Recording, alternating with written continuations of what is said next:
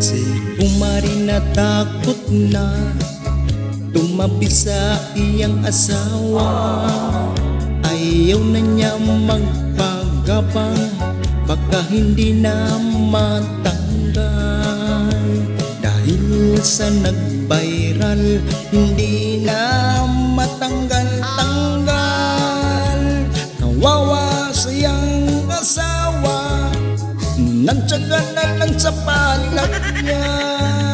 Plasi lang Mari, ang alaga ni kumpari.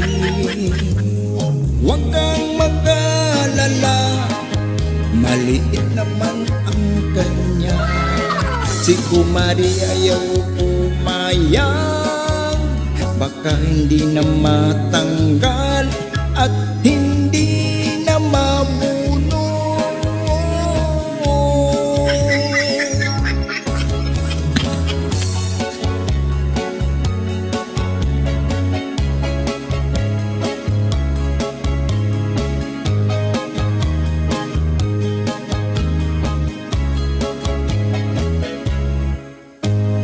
Pagdating sa gabi, sila walang tabi-tabi.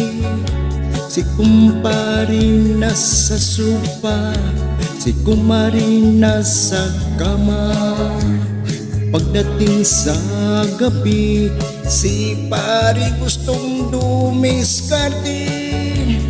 Wala siyang magagawa, magtiyaga na lang sa kanyang alaga.